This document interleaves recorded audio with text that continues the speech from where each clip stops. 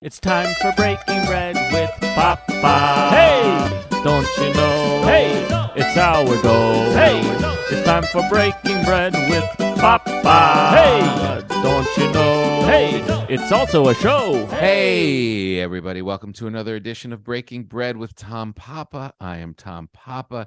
Thank you for joining us at the table, metaphorical, once again. Hope you're doing well. This is it, kids. This is it. This episode is actually going to roll us right into prime time, right into Thanksgiving. Oh, Nelly. And no one better to check in with than the great Joey Diaz. Joey, we text once in a while. We go back and forth. I haven't had a chance to actually check in and this is what happened with Joey. Joey, very funny comedian, as you know. He's got the his podcast, Uncle Joey's Joint. He's got a hilarious podcast. He's just one of the funniest people. Rogan always says he's the funniest person that he knows. There's nothing funnier or better when he would go on Rogan and just watch Joe completely lose it during Joey's during Joey's rants. So he ended up leaving Los Angeles and going back to New Jersey, where he spent a good portion of his young life. And as someone who grew up there as well and knows the food that he is around, there's nothing better than checking in with Joey every once in a while and getting a rundown of what he is eating in the New York tri-state area.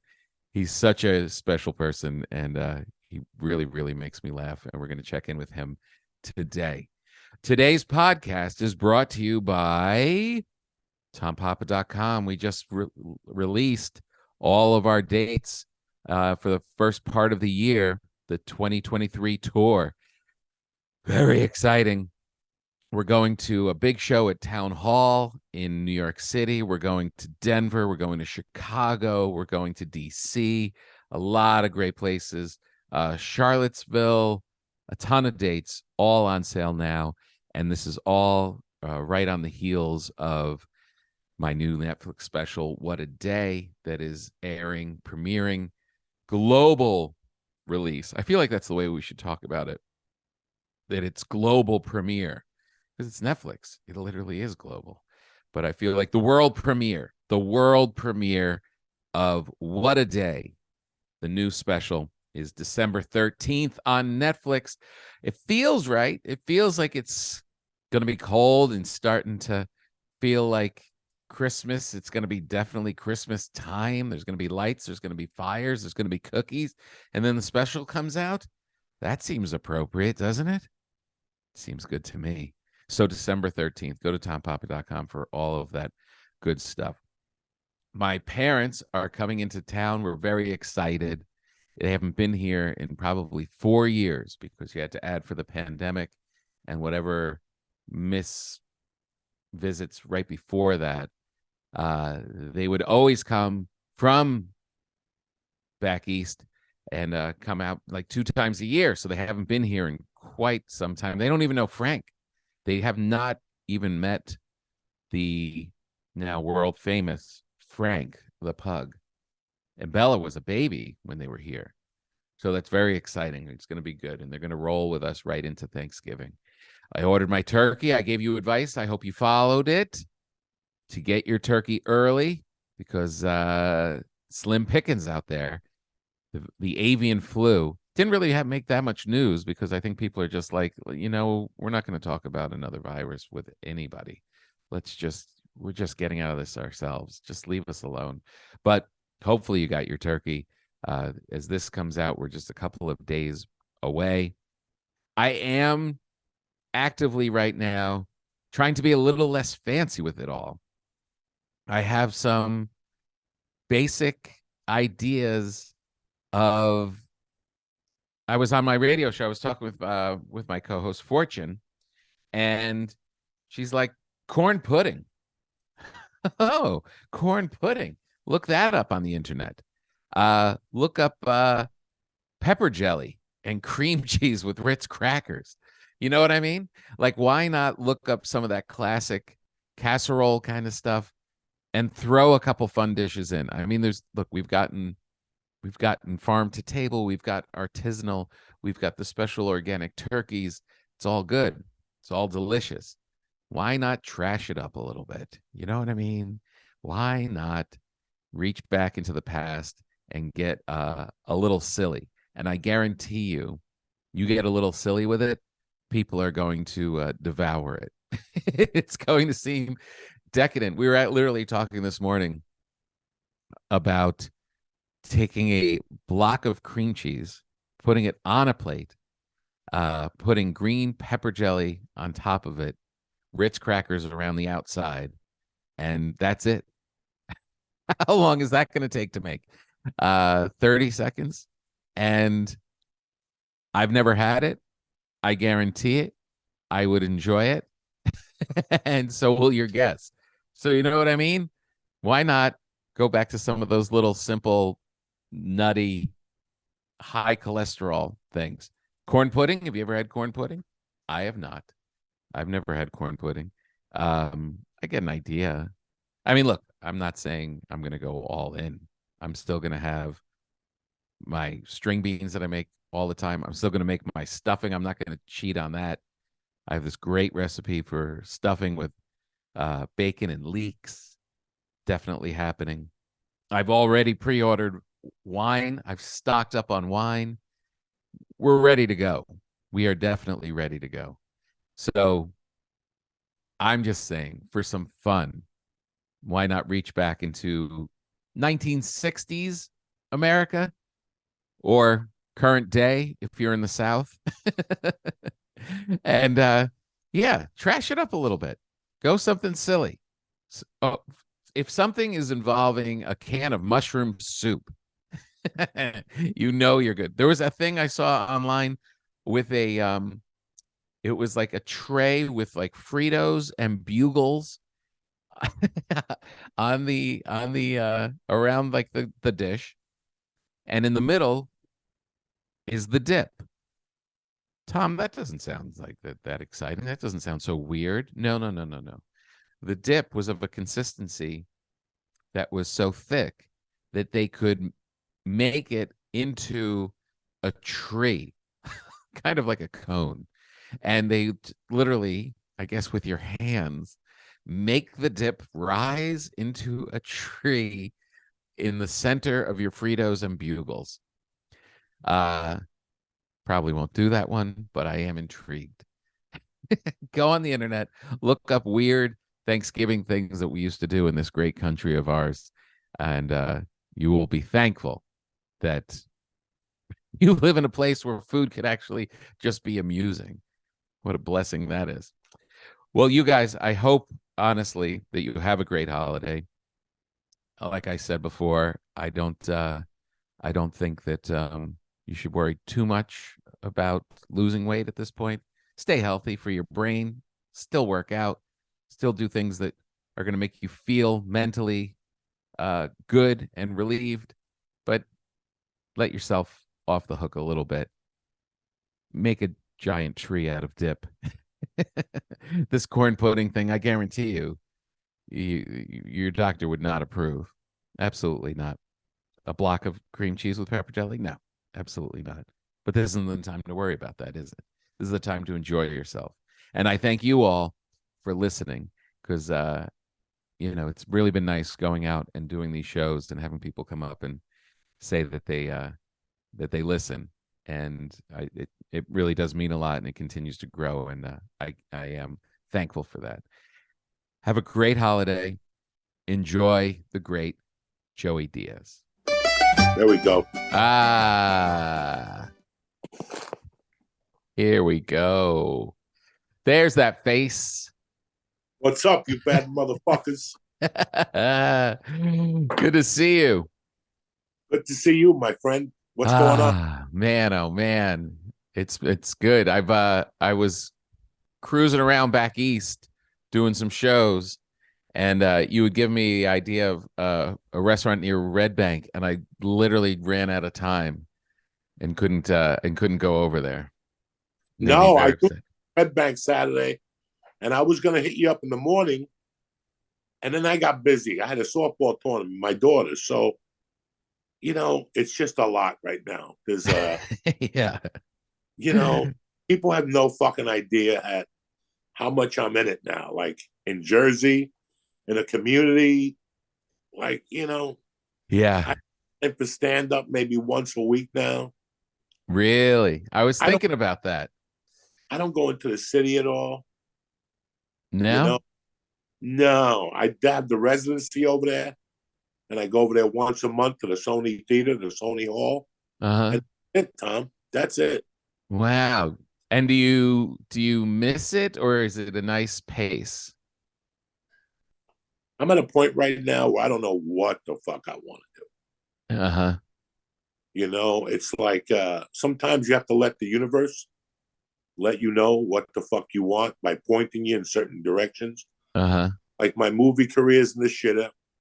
I auditioned I had like 4 great auditions and I couldn't book one of them. And then the movie that I did get got pushed back. Oh, So that was the one you were telling me about. yeah, Oh, so so that it got pushed. and then stand up. I got back here. It was the pandemic. I had a little bit of fear to me, so I didn't want to fuck around. And then I tried it, and I just felt clunky up on stage, Tom. Just Ah. really clunky. So I said, fuck it. Let me take some time off and see what the hell I'm doing with my life. And then after about a year and a half, I got up again and it felt okay a couple times. But then once I started doing 45-minute sets, it got clunky again. Yeah. Well, it takes time. I mean, that's a lot of time off. That's, because I come in and do the Come to Papa show down at the Village Underground. And I often think, I wonder if Joey would be interested in coming in and doing a set on it. What nights are you here? It's usually on a Tuesday. It's like once a month, once every 2 months. It's at the Village Underground. It's like we record it for Sirius XM, and everybody does just like like an 8 to 10 minute set. And then there's like Yeah, sketches and music and that kind of thing. yeah, I could do that. That's fine. You would do that? Yeah, I could live with that. I'm having a hard time with responsibility. Like this is what happened. I always loved doing comedy. I mean, it saved my fucking life. I love it. Yeah. Yeah. But somewhere along the line, like 2015, 16, I just started feeling weird. Something wasn't right. Mm-hmm. Getting bouts of anxiety really bad. And then the pandemic happened. Mm-hmm. And I felt like I was really fucking burnt out, Tom. Like I just was those were the roughest 10 years of my life. Yeah. 2009 to 2015. We were all in, plus the 20 years before that. Yeah. Yeah. So I don't know what the fuck is going on, Tom. I'm happy. I'm So when you happier. say Joe that you had anxiety, was that stage anxiety or just in life anxiety? I had every type of anxiety. Something was not right, and Mm-hmm. it took time. I had to go to therapy and talk to somebody for a while. Mm-hmm. It took time, and now I feel comfortable in my skin again. Right. But yeah, it's like I like doing podcasts, but not too many of them. Yeah. Like I like doing comedy, but I can't get overwhelmed like that again with podcasts and fucking on the road every weekend, theaters, Yeah. 2 years, then getting on a plane on Saturday. And on top of that, I have a 10-year-old daughter. And Yeah. I really like spending time with her. Like I just walked in, she was Yeah. getting the bus, she's doing homework. She got a snack. I gave her a yo-ho, a fucking yoo-hoo.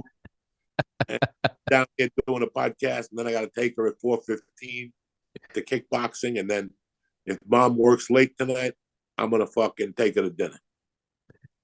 That is pretty great. I mean, there's nothing better. And I was just going through, I had this old hard drive from my old computer, and I was looking for some old stuff, and I got into all the videos from when my girls were growing up around the age that you're in. And man, I know it's so cliche, but it went so fast. I now have these grown women, and you just see those little moments of like just screwing around, going for ice cream, just dancing in the living room, all of that stuff. And I have to say, as much as I love your comedy, I won't advise you to leave home. Man, you couldn't get me to leave here. It's ridiculous. I turned down everything. I turned down everything, like everything. People contact me for. First off, I can't see myself getting on a plane. Like I give myself little tests. You know, I'm gonna do this, and then I'm like, I'm not getting on a plane in fucking December. That's not happening. Like I'm just not getting on a plane. Oh my God. I don't know what the fuck to tell people anymore. Whether I'm just I'm just being a dad. Yeah. Honest. That's all I want. All the people I hang out with here are all parents. Oh, really? They don't talk to me about Instagram. They don't know anything about what I do. Really? I give them edibles and they're happy. I give them little edibles and they're happy. The parents are happy. I got kids over my house every fucking day. I go shopping with my daughter, her girlfriend, and the little brother Joey. Fucking 6, and he's a fucking savage. Last week I took him to Kohl's and he got on top of a mannequin that had a bikini on and he started kissing her and squeezing the tit. I'm gonna throw me under the fucking jail for hanging with the kid. But that's it, man. Yeah. My bong hits. I still do my bong hits. I got tell me about your weed schedule now, because you I always, as I'm running around hustling, and I always go off to the dispensary because I grew up in New Jersey and it was illegal and I was so paranoid my whole life, and now you can just buy it, and then I buy it and I bring it home and I hardly ever use it. Oh, you got to start using it. It's tremendous. What's your schedule? What's a typical day? Well, I got to tell you something, Tom Papa. That's the other thing. Like, when I moved here, I was drinking, a cup of coffee in the morning, maybe 2, American coffee, and then I would take a shower, eat breakfast, and I would start with the espressos, not the Starbucks espressos, Cuban espressos. And I would do 2 of those before I left, and then 2 of them at like 2 or 3. And then, this is my secret. Everybody always thought I was doing drugs or whatever. My secret at the store was 4 fucking espressos, Cuban, with a ton of sugar and 400 milligrams of edibles. That's where I'm at, my fucking home right there. Like I'm home. Nothing makes my dick harder than hitting an espresso and doing 2 bong hits in the morning just to balance you out. Woo! And a hit of a fucking Cuban cigar to test the lungs and to test your fucking heart that day. A Cuban cigar at 8 in the morning. Oh my God. You're fucking on fire at the gym. You're humming at that fucking gym. But since I moved here, I stopped drinking espressos. My wife told me. She goes, I bought 10 pounds of fucking espresso and you have not touched one of them. So I don't drink espresso no more. Why? What happened? Dog, listen, just getting out of that lifestyle in LA. Oh.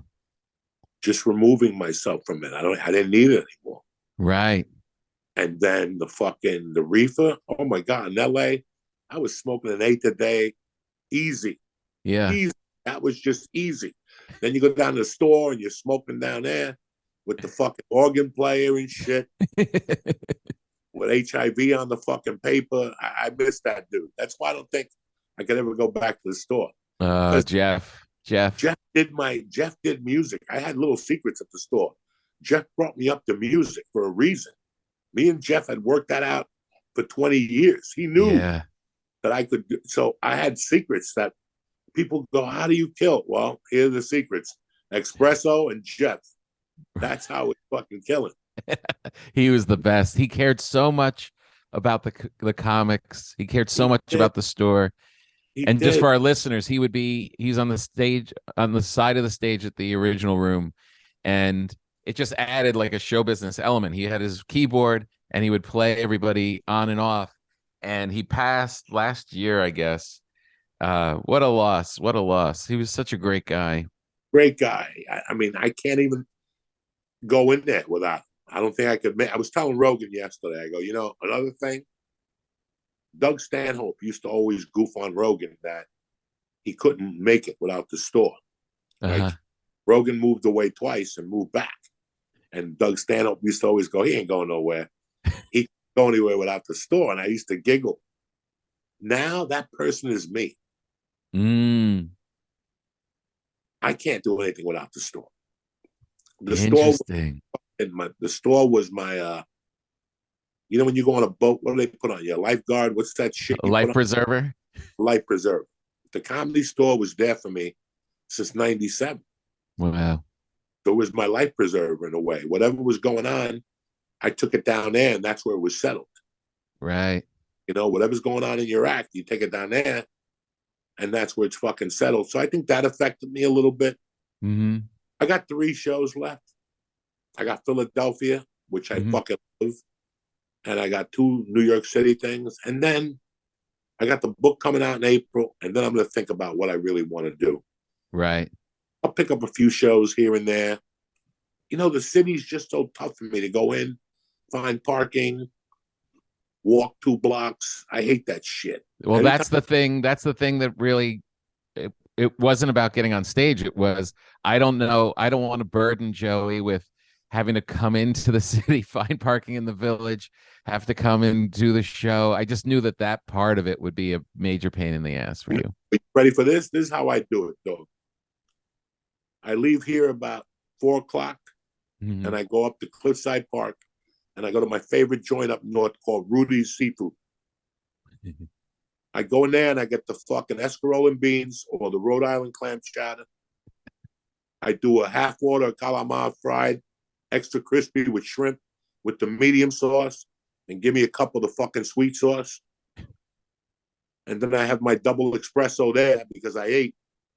And then I take my fucking car to the ferry. I park it. I pay the 18 for the ferry. The ferry lands at 20 whatever street, whatever the fuck it is. And I take an Uber to you. I take an Uber back at 10 o'clock because I got till 10:50 during the week and 11:50 on the weekends. And I take the same fucking ferry across to Jersey to Edgewater, and then I fucking get my car and I head north. I love the picture of you after the night being back on a boat going back to New Jersey. It's fucking tremendous, that ferry. I love it. It's $18. It's the best $18 I'll spend. Yeah. Because it's easy. That's the easiest thing for me in the world. Me fucking going in and parking, and every time you make a right, there's a bike lane and shit. Forget it. It's not fucking happening. I'm not doing it because I don't know where I'm going. It's just a time. I'm gonna get to your gig late, and then I got to tell you a story how I couldn't find parking. I didn't know where the fucking village was. I'm all out of that loop. Yeah. And New York City's completely different. So, you come out. I don't know if you've been to the city like at 6 o'clock at night. It turns into fucking everybody's got to get in shape. That used to be the city that nobody gave a fuck. Now go over there at 6:30. Everybody's running on a bike. They do yoga out in the ocean on the Hudson River. They do yoga, I'm sorry, you froze for a second there. Can you say that again? When you land in fucking New York at 6 o'clock at night, everybody's fucking Johnny exercise now. New York City, nobody got in shape. People were drinking, snorting coke, fucking, Now you land in New York City at 6 o'clock. Everybody's running, doing yoga on the dock, or fucking riding their bike. You got a sudden urge to ride their fucking bike. It's really true. It's changed completely, the city. Everybody's Johnny exercise. When I was a kid, not a person fucking just walked. That's it. Yeah, while eating pizza at the same time. We're walking to the bar while eating a slice of pizza, and I got a meatball fucking hero in my pocket. So what are you going to do for Thanksgiving? I'm doing Parks Casino the night before. And then I got a couple invites, my brother, but he's kind of fucking crazy. He came over the other day to fucking help me mow the lawn with a bulletproof vest on. I'm like, why? Why do you have a fucking bulletproof vest on? So I don't think I'm going down there for Thanksgiving. Why did he? I have no fucking idea. He had a vote that day or some shit. Oh no. I don't even ask. I don't ask. And then I got invited to the Italians, one around the corner and one right across the street told me to come by. That's nice. And they got kids. So it's easier to bring my daughter over there and she jumps up and down. And if I go to my brother's, she plays with the dog for 10 minutes. And then after 10 minutes, I got puppy eyes looking at me because she wants to leave. And I don't blame her. I don't want to be there either. So I know. There's nothing worse when you're a little kid and you're dragged someplace you don't want to be. no. And I did that to her for 7 years in LA. Everywhere we went, nobody had a kid. Mm. So now here, fuck you. I could go to a house where they got 10 kids and she has a fucking best time of her life, Yeah, that's good. That's good. Now that's a better way to do it. What is going on? What's going on? You were telling me that in your opinion now that the pizza in Jersey, or no, were you saying Jersey? Where were you saying recently was the best pizza that you've been eating? Dog, Staten Island. Staten Island, that's right. Yeah, Staten Island. More than New Jersey. This is very upsetting. When I'm in Jersey, I go to Carlo's, which is good. I just went over there Sunday night and got a fucking extra cheese thin, double extra cheese with thin meatball. Ooh. Fucking burn that motherfucker. You understand me? Brought it over to my friend's house. Tremendous. But I'm at Danino's in Staten Island. Danino's has some fucking great pizza. Yeah. Vodka sauce. They got a fucking Fra Diablo pizza. Jeez Louise. Pilot the Bombardier. Fra Diablo fucking pizza. Oh man, is it spicy? Then you got Brooklyn Square by my house, and that's the upside down Sicilian. Upside down Sicilian? Are you fucking kidding me or what? And I live in the capital of pizza over here, and I got to be honest with you, Tom, I don't eat it as much as I anticipated. Mm-hmm. When I grew up in New Jersey, I was eating 2 slices a day minimum. Yeah. Went into the city, I stopped at a Sal's. I was one of those fucking nerds. I love pizza. 2 slices of pizza at 3 p.m, you're tip-top magoo. Tip-top. All the fucking vitamins and minerals you need. And then I came back in, I was a little scared. But when I got back here, everywhere I went had pizza. Good fucking pizza. I gained 16 pounds and I put the brakes on that motherfucker. So now I only get pizza like once a week. That's the motherfucking place here I went to. They put sausage and peppers on a pizza. Oh man. Are you fucking kidding me? Jesus. And I'm gonna tell you the best sausage and pepper sandwich I went. The Philadelphia Phillies, fucking that stadium. Uh-huh. Oh my God. I had the sausage sandwich at Yankee Stadium. It was a fucking dead rat in that motherfucker. The Bronx will always be the Bronx, okay? But I took that motherfucker down to Philly and I had a sausage sandwich and a cherry water ice. Oh my God, Tom Papa. Oh, those Philadelphians know how to make it happen down there. Woo! Oh man. But why is Staten Island now the pizza place? I don't know. I didn't make the fucking rules. They took over on their own. I was gone for a long time. Nobody went out there and told me that fucking Staten Island was taking over. Listen, let's be honest. I could sit here with you and name 50 places and it's bullshit. You know what? Because everybody's got good pizza. You can't stay alive without good pizza. This ain't fucking LA where people are going to eat it. It's going to get out. Yeah. And I got to tell you something. Pizza prices on the East Coast are fucking going up. 2 people have told me they got 2 pies and it was $100. What? For It's 2 pies? In the Valley. My friend went to Pepino's the other day. They say it's a tremendous new place, great pizza. They got 2 pies, an order of calamari, and a soda. It was $115. Jeez. That's in LA? No, that's here. Oh, that's Pino's. They even eat calamari in LA. They eat that fucking, it's like an asshole that's been cut out and they deep fry it or some shit. And it's up with 2 leather. It really, I know. Yeah, man, it's rough out here. Oh my God. I found a Chinese joint on Route 9, also originated in Staten Island, called King's Chinese Restaurant. They're known for the spare ribs. The spare ribs fall off the bone. And you got to get there early or the spare ribs sell out. The first time I went with my daughter, we were the youngest people there. It was all Jewish people with wine. The place was packed. It's small. It's in a strip mall. Oh my God.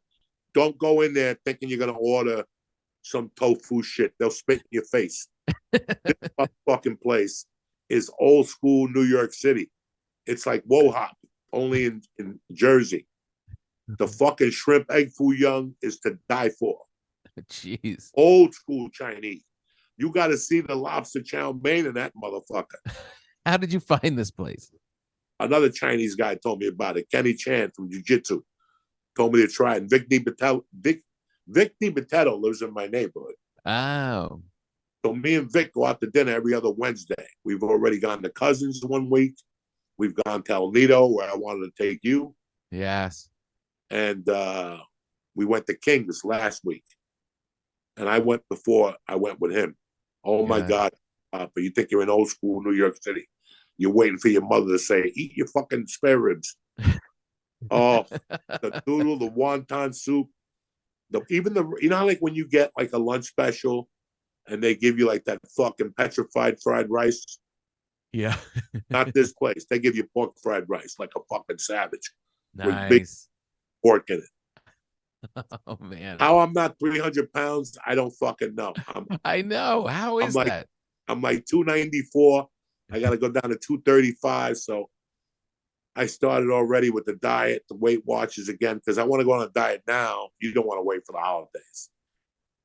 It's kind of late. I mean, I think we're kind of there. No, I start right now because I want to lose weight during the holidays. Uh-huh. I'll go nice during the holidays. I lose weight during the holidays. You do? Doing it for about 5 or 6 years now. What do you mean? I try to lose 2 pounds, 2 or 3 pounds, 5 pounds over Christmas. Instead of putting weight on, I take the weight off. Yeah. So I'll just eat like turkey on Thanksgiving, no mashed potatoes. I'll eat a piece. I got to get a piece of pumpkin pie. You know me, out of respect. I'll pass some mashed potatoes and all the other shit. And then I just tighten it up. And since there's nothing else to do here in the winter, I just go to more jiu-jitsu classes and go more to the gym. That's it. I didn't know you did jiu-jitsu. Yeah, I started back in LA, and then the pandemic came. I hurt myself. And then when I got here, I had the knee surgery, and I found the right fucking place for me. Oh, yeah? And it's fucking phenomenal. It's my social life. Right. You have skills? No. At least I'm honest, though. But I'm getting there. I'm getting it. You like it? I fucking love it. I love it. I went this morning, I sweat like a fucking pig. Well, that's good. I sweat like a fucking pig. I got to take my gi off, switch there, and then come home and take a shower. Then I had to go pick up my car, and they told me the car wasn't going to be ready. So it was one of those days. But I'm alive and kicking. You know, a lot of shit's going on. And in the world, it's kind of fucking weird, Tom Papa. But we got to hold families down right now. Yeah, exactly. I know. It really feels like it does feel like there's a lot of chaos and stuff, but whenever that starts happening, I just turn inward. It's just like who in my life can I help? Who in my life is looking for me to make them feel like everything's normal? And then I start feeling normal when I approach it that way. Tom Papa, you're shooting a special? I shot it already. Where at? I shot it at the Wilbur. What do you think? It's good. It's funny. They laughed in the right places. It's going to come out December 13th. Okay. Yeah, I saw that you posted it earlier today. Yeah. But I don't know if you're shooting it. This is your second Netflix special only? The second one that they produced. I did 3 others that were other places that ended up on Netflix. Okay. Yeah. Excited? Yeah, I'm excited to have it be out there. It was a lot of work, a lot of 2 solid years of touring like crazy, and I've been on a zillion planes, and it's nice to like have this piece now from that time. And what's your schedule look like for 2023? Busy. I'm gonna stop down a little bit. I got to run around and promote this special, but the holiday season will be a little lighter stand-up wise, and then like end of January it kicks off again. It'll be That may big. come back here in the winter. There's where the envelopes are. Yeah. Buffalo, fucking Canada. Yeah. You know, I know. I am. Syracuse, BC. Yeah. I know. I do miss it. I really do. And every time I think about you, whenever I'm like, wait, why we've got to sit down and eat. There's like we keep saying it, but we've got to lock it in and do it. Well, We should do it in December. next time you come, just give me a heads up for a week.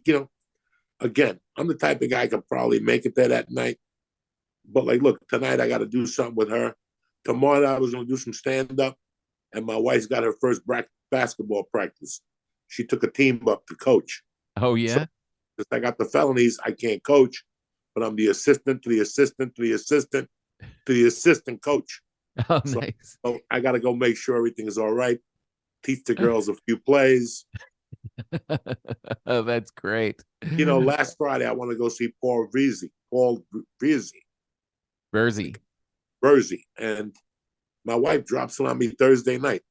I'm going out with the moms tomorrow for dinner. We'll be back about 9:30. I'm like, no, I didn't fucking know this, but thank you. But listen, man, my wife's got a life now. Mm-hmm. My wife didn't have a life in LA. The only friends she had were the people that made friends with her to get a script to me or for me to do a favor for.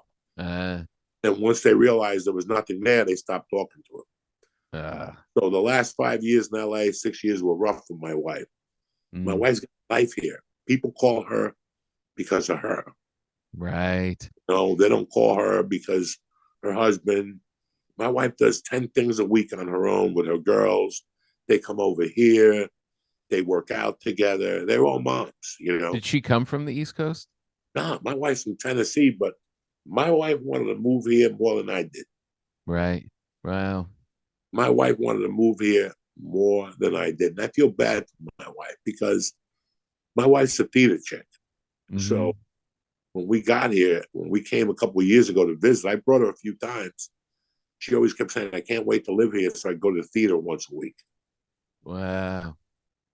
We're an hour from New York now, but I got to tell you something. It's very easy to get to the city from here to a Go theater. Out. Yeah. Same thing. You just take the bus to Port Authority and then fucking take an Uber from Port Authority to the theater. It's not that bad, Yeah. The Village Underground, I don't know where I'm going down the Village. Right. It's right by the Cellar, right by the Comedy Cellar. How many times do you think I've been to the Cellar? You should be there, though. When I'm there, you should be there. I haven't been to the Cellar one time my whole life. For real? For reals. Wow. That doesn't make sense somehow. I don't have time to start all over again. Yeah. Well, that's why my show would be perfect, because there is no starting over. We just slide in. We have a good time. Papa, always fucking call me if you're going to do that show. Yeah. All right. That's good to know. That's good right? to know. Because you get me out of the house. You're doing me a favor. Right. I just want to book a theater and fucking tweet dates. And, I'm not in the mood for that. Well, I got to say, you seem very happy. You seem very at peace.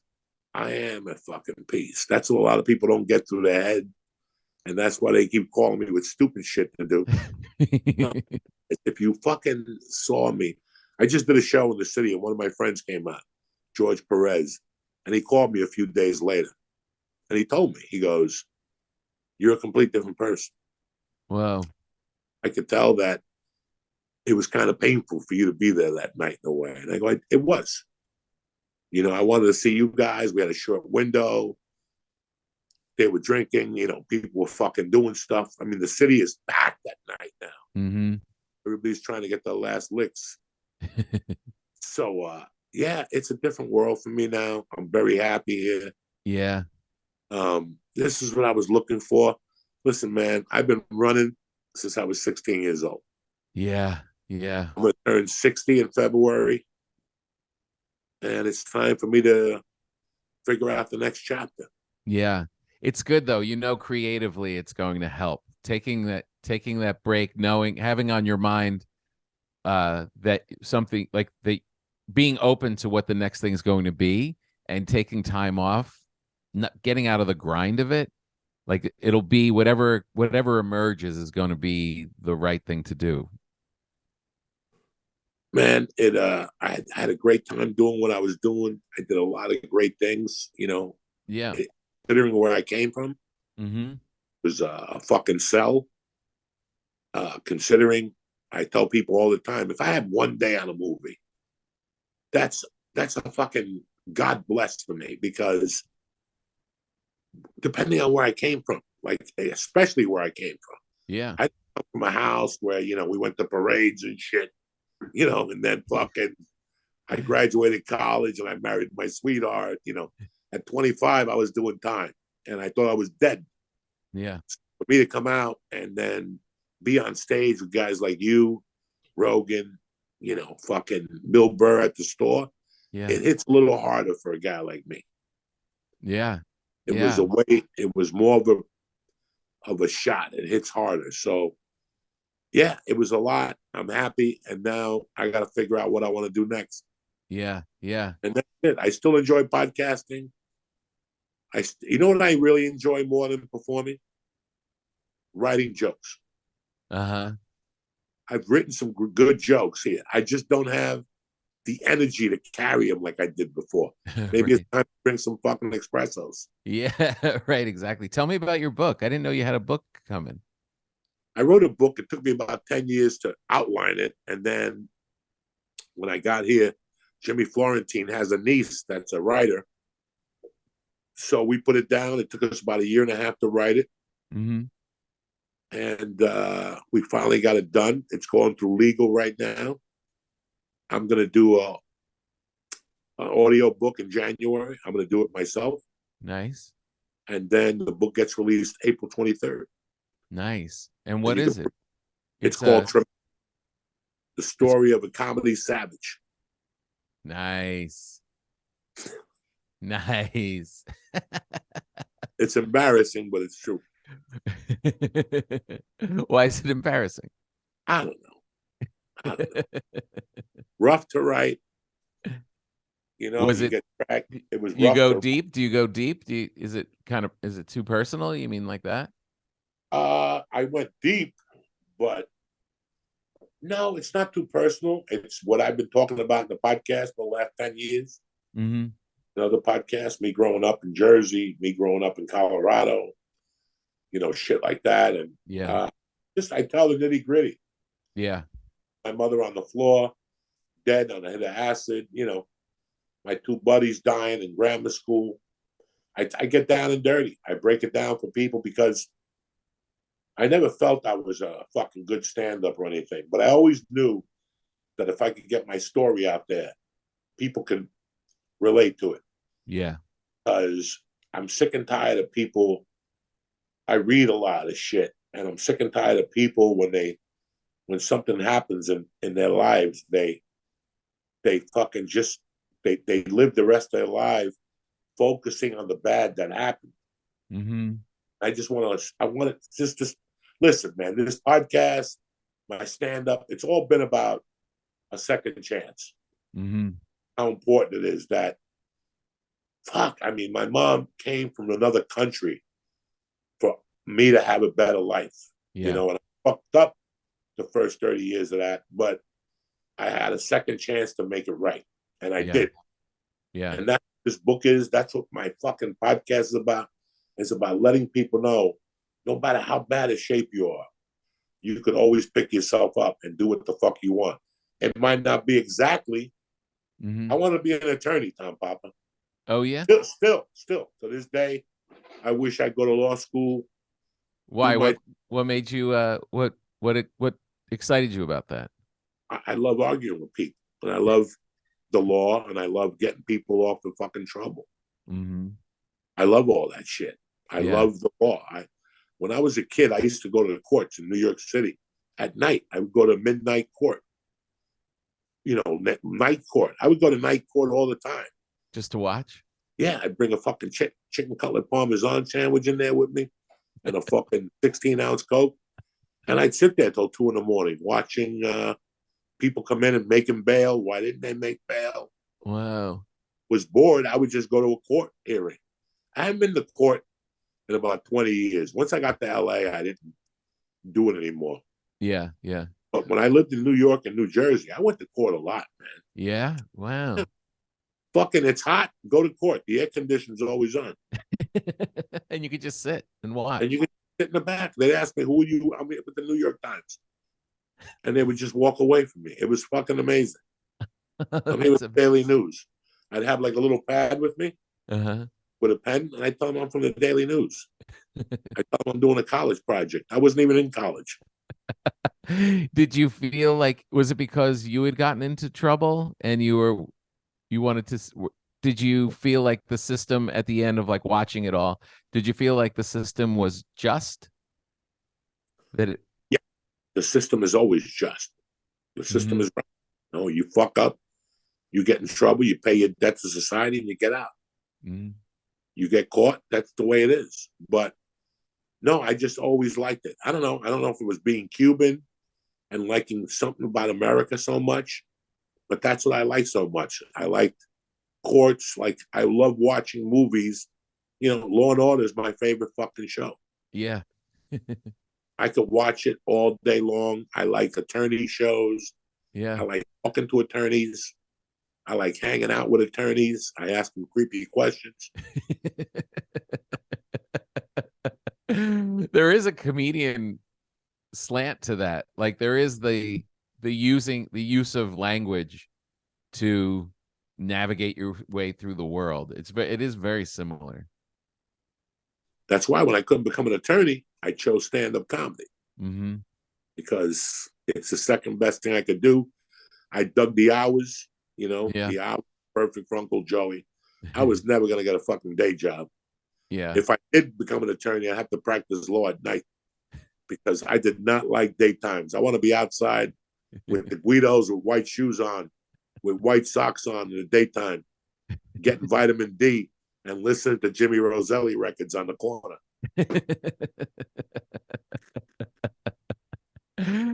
Yeah, it's like you're like a salmon. It's like you come from all of that, and then you go off into the world and you go all these different places, do all these different things, end up on the West Coast, but it's like your nature was not going to stop you. You were going to return. Listen, I always had to come back here. Yeah.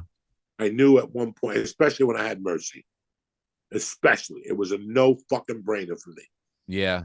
I had my daughter, I put that clock on. And I go, I got to get her out of here by the time she's 5. It took me till she was 7. But I got her out. I gave LA a chance at first, but it wasn't working. Not the school like that in Studio City and the fucking, no peanuts and all that. No, it was not going to work. I was seeing where older kids were going. Like, I had friends that had older kids, and it just wasn't working for them. They were picking them up in college. They couldn't even make it. These kids, the biggest thing they've ever seen is Laurel fucking Canyon. And then you throw it to the world, and no. Yeah. Both of my kids are gravitating back there. I believe it. Yeah. Believe it. It's making us think like, oh, maybe, like, why would we be out here if they're going to be there with the rest of the family? If, like, they're salmon too, they started there, and it's like, well, maybe, I don't know, maybe we're heading that way too. How old are your daughters now, Tom, if you don't mind me asking? 20 and 17. Yeah. And where do they want to go to school? One's at school back east, and the other one just applied back east in Jersey. So perfect. If she gets in and ends up there, it's going to be pretty weird that we're here and you guys are eating calamari over there without us. It doesn't make sense. I'm happy. I never thought I'd make the move. Yeah. My wife fucking pushed it. My wife beat me up till I said yes. And then I was said yes. Once July 13th came and they said there was going to be no school, I was out. I called Jimmy Florentine. He got me his sister-in-law, the realtor, Yeah. and we went to work, and that was it. Yeah. Yeah. Well, it definitely seems like it's worked out. I don't like having to not eat during the holidays so you could eat the rest of the year, though. That plan sounds weird to me. You know what? It's not like I'm going here only for 2 weeks. I fucking live here.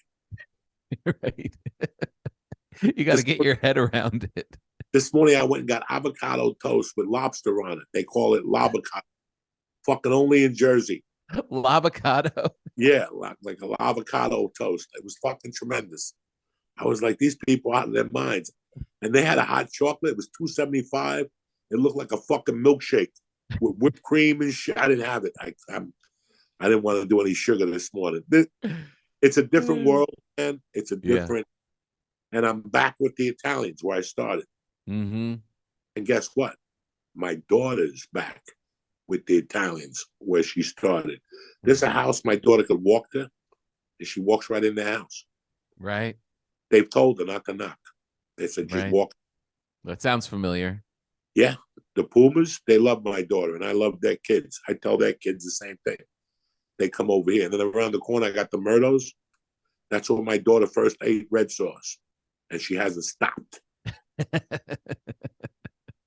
Hasn't stopped.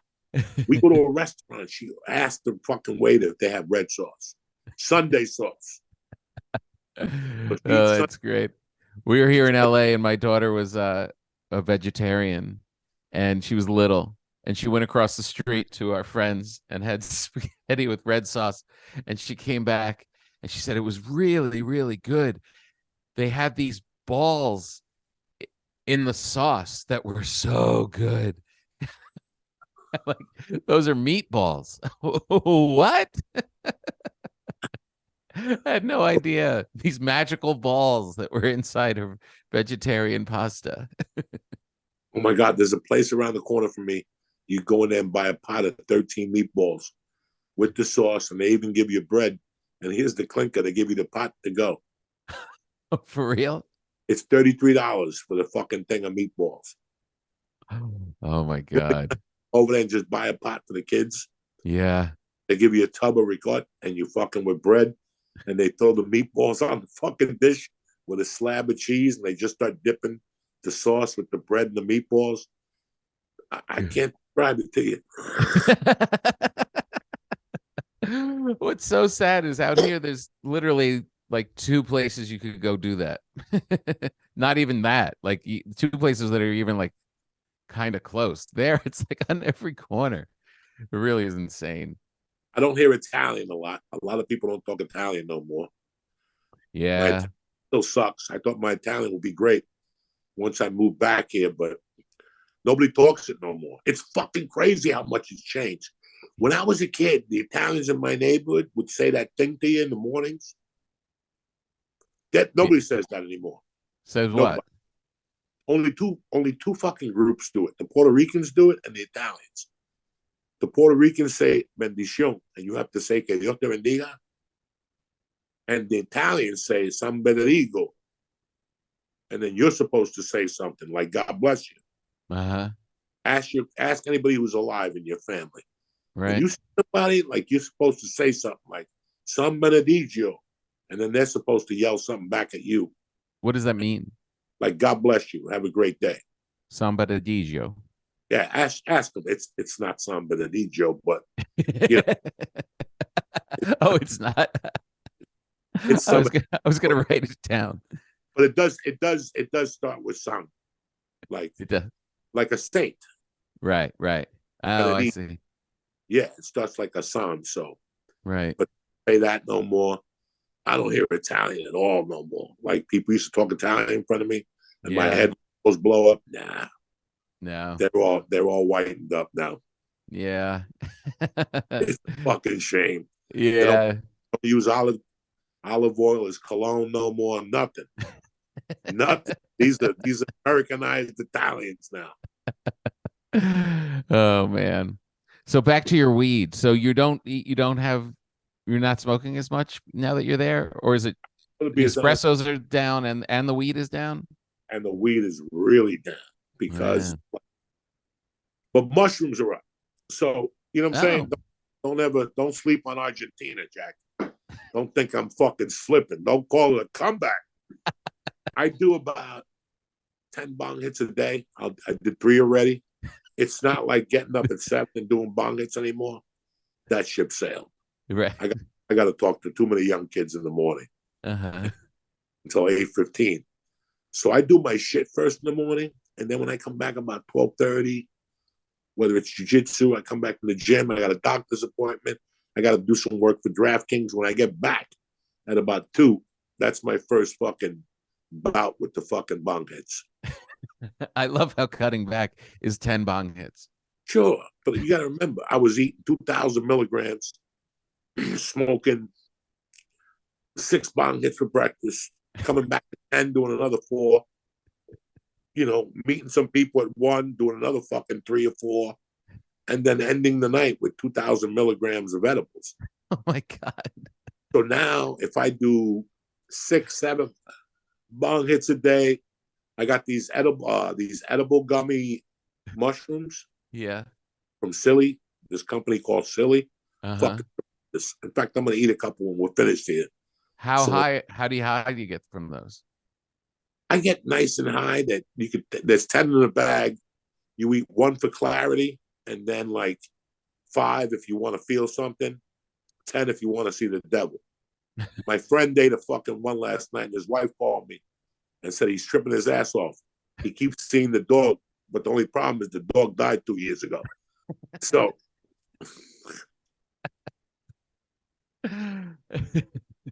I'll take those, I'll take 1 a day for clarity, for micro. Does it work? I feel a lot better. Wow.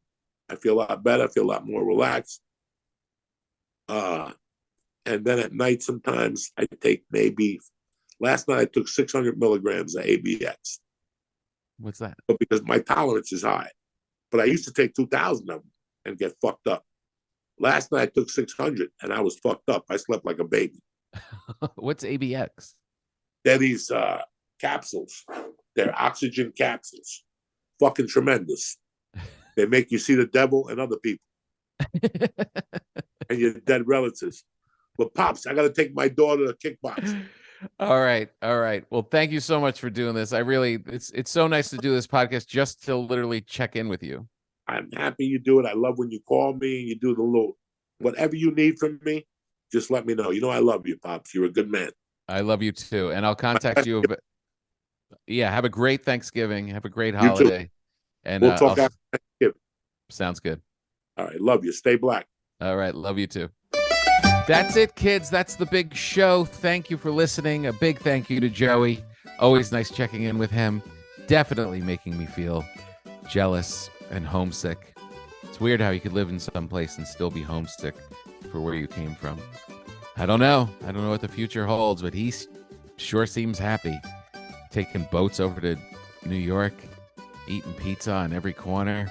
The good life. I hope you are living a good life as well, and we'll see you next time. Enjoy.